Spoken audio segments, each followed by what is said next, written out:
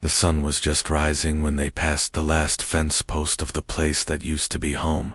The sky above the plains wore a hush of gold, and the earth still held the cool breath of night. A woman, barefoot and bone-weary, walked with a child beside her, hand in hand, like two souls stitched together by loss. The little one didn't cry. Children don't always cry when the world changes. Sometimes they just go quiet and older inside. Behind them, the homestead still smoked. What was left of it? Fire had eaten it from the inside, as if it were tired of being forgotten. Her husband, God rest his soul, was now a crooked cross in the field, and the land that once held promise now only held ash. He hadn't been cruel, not in the way fists leave bruises, but he had been hard, cold in the way winter settles deep, in the bones. He'd loved the land more than anything, and left no room for a woman's voice or a child's giggle. When he died, it was sudden, a fall from the horse, neck broken clean, no time for words. Maybe he wouldn't have said any, even if there had been time. She didn't weep for him, not really. She wept for what she'd tried to build. For the days she stayed silent to keep peace. For the bread she'd baked while her soul grew hollow. She wept because she was tired of surviving and longed for something softer. The child, no older than 6, kept her eyes on the horizon. Her hair was matted with wind and soot. Her little hands, smudged with dirt, clung to her mother's with all the quiet strength of someone who had learned too soon what it meant to hold on. They reached a town by noon. It wasn't much, just a few shops, a saloon, a whitewashed church, and eyes that lingered too long. Women whispered behind bonnets. Men spat tobacco and looked away. No one offered a hand. Dust rose with every step they took through Main Street, and the air was thick with judgment and dry heat. She didn't ask for help. Pride had become a habit, and she wore it like a second. Skin patched and frayed. She only asked the preacher if there was someplace quiet to stay. He was kind, or maybe just tired. Old, with eyes like worn leather and hands that had buried more people than he'd baptized. He let them sleep in the old church unused, except for Sundays. The pews were cold, but it was shelter. She laid the child down across the wooden bench, using her shawl for a blanket. She herself didn't sleep, just sat in the front row and watched the flicker of candlelight dance against the altar. That night, when the wind howled outside and the candle guttered, she finally let the tears come, soft, like the rain she used to pray for. Not loud, not desperate, just slow and steady, like someone sweeping dust from corners no one sees. The next morning, a woman knocked on the church door. She was older, wore her hair in a bun, and carried a basket of bread and a jar of apple preserves. The girl took it, with wide eyes, and the woman smiled kindly. "No child should look that hungry," she whispered. Then the girl, still with crumbs on her lips, said so softly the old woman almost missed it, "Mama's all I have now. I wish someone would love her, like she deserves." The woman didn't answer, just laid a hand on the girl's head and left the basket behind. By the third day, word had spread. A widow, young, a child, alone. Folks muttered, some with pity, most with suspicion. The preacher came back with a name, a man who lived far from town, a rancher, quiet, kept to himself. He'd been widowed young, too, and never remarried. Said little, worked hard, and kept to his fences like a man trying to stay behind walls he built himself. He might take them in, the preacher said. Might not. But he was decent, and decent was rare. So, with the child asleep on her hip and her meager belongings tied in a worn shawl, she followed the preacher down the road that led out of town. The road twisted through cottonwood trees, their leaves whispering secrets in the wind. Wildflowers pressed up through the dust, as if to say, even here, something beautiful can grow. They reached the ranch as the sun bent low in the sky. Fences ran long and straight. Horses stood still, Heads bowed. Smoke curled from the chimney of a modest house that stood alone against the land. He was out by the barn when they arrived. Tall, broad-shouldered, face half-shadowed by his hat. He didn't come over. Just nodded once, slow, and returned to fixing the hinge on the gate. The preacher gave a quiet explanation. The rancher never looked up. Just said, "There's a bunkhouse. It's empty. Got a stove that works and a roof that doesn't leak." She nodded. That was enough. That night, the girl curled into her side on a straw mattress in a cabin that smelled like cedar and dust. There was a rocking chair by the window, a small wooden cradle in the corner, untouched. She looked at it, then at her daughter.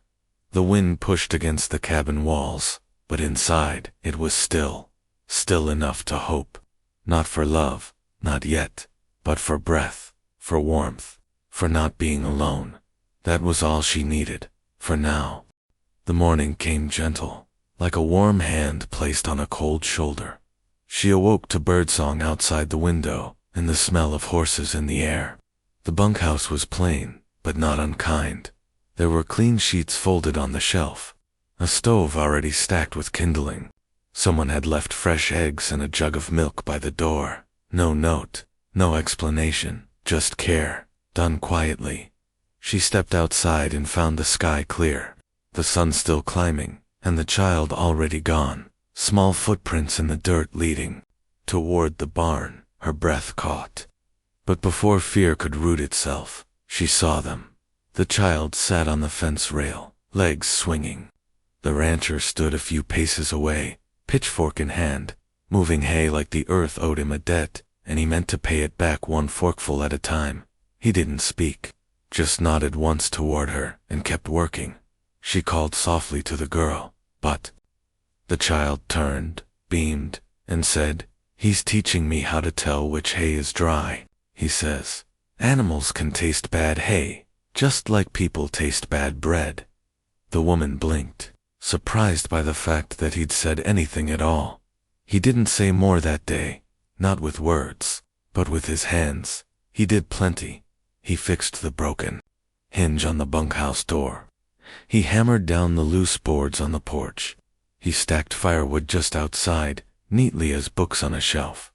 When the girl tripped and scraped her knee running through the pasture, it was him who lifted her. Not roughly, not with a father's ease, but gently, like someone remembering how to hold something small. He brought her to the bunkhouse, left her in her mother's arms, then quietly returned later, with a little tin box inside, salve made from beeswax and pine sap. She never saw him make it, but it worked better than anything store bought over the next days. They settled into a rhythm that felt more like breathing than surviving. He rose early. She did too. The girl followed him like a shadow with pigtails and 1,000 questions. He never shushed her. Sometimes he answered. Sometimes he just listened. Other men might have offered money or advice or flirtation. He offered space, respect, the kind of dignity that lets a woman heal without telling her how. The townsfolk had called him strange, cold, but they hadn't watched how he moved around the horses, slow, certain, never harsh. They hadn't seen how he paused before petting the old dog near the barn, waiting for permission with a hand outstretched. They hadn't watched him pick up a bird with a broken wing, hold it in both hands like a prayer, then carry it into the shade with eyes soft as dusk. He didn't smile often, but when he did, it came not from his mouth, but from the corners of his eyes. One morning, she brought coffee out to where he was fixing fence posts. He didn't look up. Jess said, "There's another mug on the stump." She sat beside him, steam curling between them. He said nothing else, but he poured her cup first. They sat like that for a while. The silence between them didn't ache like it used to.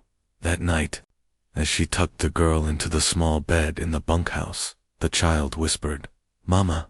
"Yes, sweetheart." "I asked him again." "Asked him what?" "If he'd marry you." She froze. "Sweetheart, you can't go asking things like that." "But I want him to. He makes us feel safe, and I think he's lonely."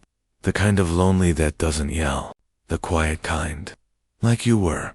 The woman stared at the window for a long time after the child fell asleep. The wind moved through the trees like a hymn with no words. The next morning, she found a small wooden box left on the bunkhouse step. Inside was a whittled horse, rough around the edges, with a smooth patch just where a child's thumb might rest.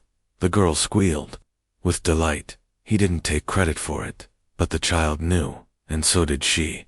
Later that week, a storm rolled in sudden and sharp. She was near the river, gathering wild herbs, a habit born of long winters and small medicine cabinets. She hadn't noticed the sky turning until the wind cut cold, and the clouds broke open by the time she started back. Her dress was soaked through, and her fingers stiff. She stumbled on the path, slipping once, then twice, and then without sound. He was there. He didn't speak, just pulled his oilskin coat from his own back and wrapped it around her. They stood for a moment, rain pelting down, breath mingling in the cold. She said, barely audible, "You don't have to take care of me." He looked at her then, eyes shadowed by wet curls of hair. "Maybe I do," he said, and that was all. No confession, no promises, just a doorway cracked open wide enough to let in the light. That evening, she found the girl asleep in his chair by the fireplace, the one in the big house. He'd carried her there after supper and let her doze off while he mended. Tack. When she reached for the child, he said softly, "Leave her. She's all right." She nodded. He poured a second cup of tea and offered it without a word. The fire crackled between them. The storm outside had passed, but something had shifted, not loud, just gently. A little more warmth, a little less distance. In the silence, they watched the flames and let their breathing match its rhythm. Outside, the land drank the rain. Inside, something else began to bloom. Spring came late that year, like a song hesitantly remembered after a long, harsh silence. But it came. The snow melted slow off the peaks, and the air grew soft enough for lilacs to bloom outside the bunkhouse. The child ran barefoot now, hair flying behind her like ribbons of sunlight. Laughter returned in pieces, first in her voice, then in her mother's eyes. The rancher, true to form, never rushed a word, but he began to linger more. He taught the girl how to braid rope, how to find a horse's heartbeat under its ribs. He let her name the new colt-born one damp morning Maple. She called him because he was the color of syrup in sunlight. Her mother watched from the fence, hands clasped, chest rising slow, with something she hadn't known how to name in years. Contentment. It came not in grand moments, but in the quiet rituals that stitched their days together. He left a sprig of wild mint by the bunkhouse door one morning, not as a gift, but a knowing gesture. She'd mentioned once, weeks before, how she missed the smell of it in her tea. She cooked now, sometimes, in the main house. Not every night, just when the mood struck. He never asked her to, never expected it. But when she did, he ate slow and quiet, like the food meant something more than hunger. And one evening, as the sun slipped behind the cottonwoods and fireflies blinked into being, he told her about his first wife. It wasn't a long story. He didn't speak in long stories. She had a laugh like wind chimes, he said, staring into his mug. Fell sick too young. There wasn't a thing I could do. Then silence. Then, I thought maybe if I never let anyone that close again, I'd never lose anything that deep again. She didn't respond. Just reached out, placed her hand over his. Not as a promise, but as witness. And that was enough. One day she caught her reflection in the stream, and she didn't look broken, just whole, tired, in a good way. Like land after harvest, like a woman who had walked through fire and come out made of something gentler than ash. He found her there, kneeling by the water, eyes distant. "You all right?" he asked. She nodded, then stood. "I think I'm still becoming." He met her gaze. "We all are." It wasn't love in the usual way. No grand declarations, no sweeping gestures. Just the feeling that when she set a cup down, he'd already be reaching to fill it. That when her hands ached from kneading bread, he'd lift a bucket without a word. That when the child cried in the night, both of them rose, each from a different door, but arriving at the bed at the same time. One afternoon, the girl brought them together under the porch roof with a string of wildflowers she'd braided into crowns. "You're both like trees," she said, pressing one crown onto her mother's hair. "Not too close, but your roots are starting to talk to each other under the ground." They both laughed, not because it was silly, but because it was true. That night, as the stars spilled out across the sky, they sat side by side on the porch. Her shawl was draped over both their shoulders. His hand, weathered and strong, rested on hers like a quiet vow. "You make this place feel like home again," he said. "You make it feel safe," she answered. The fireflies danced in the tall grass. The child slept in the big house now, curled in a bed where love had once died, and now returned in a new shape. The woman leaned her head against the rancher's shoulder. Not everything needed fixing. Some things just needed time, light, and space to grow, and they had all three now.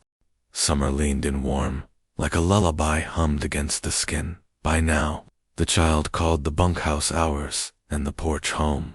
Her laughter rang through the barn rafters like chimes hung by hope.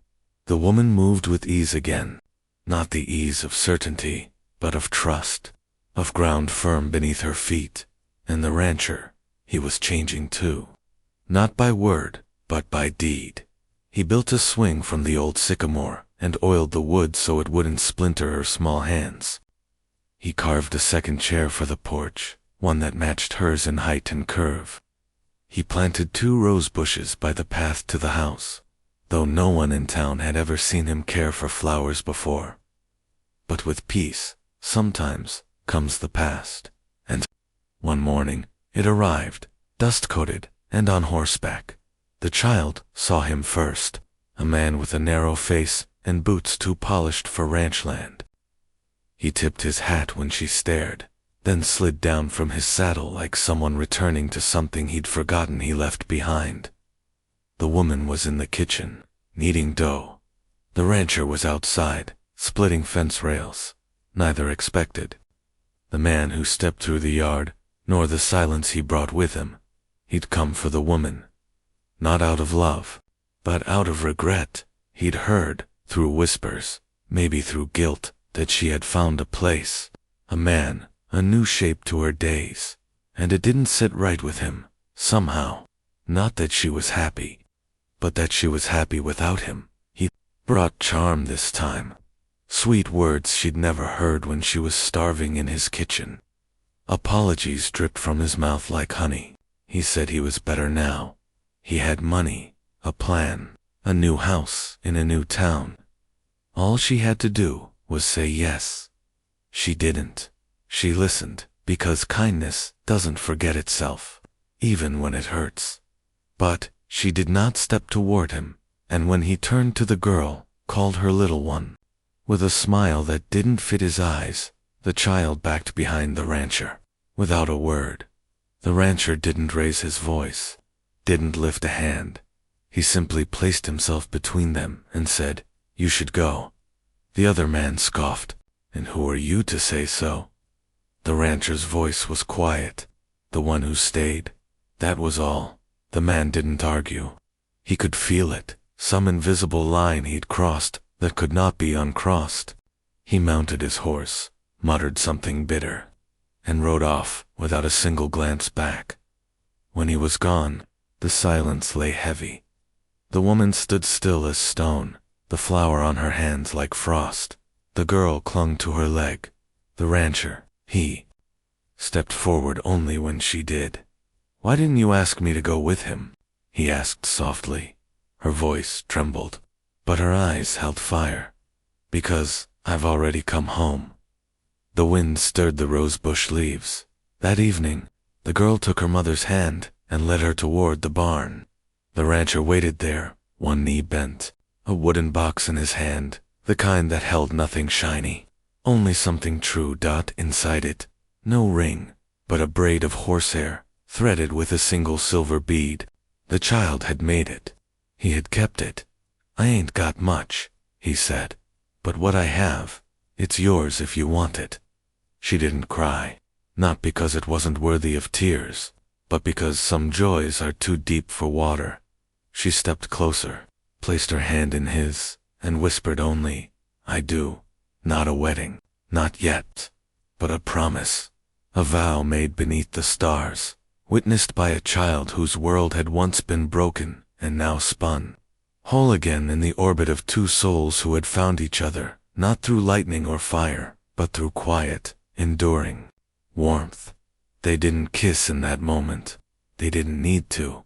They just stood, three figures beneath the sky, shadows braided together in the doorway of a barn that had seen storms and sun, and now, at last, sanctuary. Some love isn't loud. It doesn't ride in on horses or sweep you off your feet. It builds itself like fences, like porches, like home. Maybe you've been broken. Maybe someone left. Maybe the world has asked you to carry too much. But hear this, friend, you are not too late. The kind of love that matters most, the kind that stays may already be walking toward you. Quiet, gentle, with hands that know how to build. Wait for that love, or better still, become it.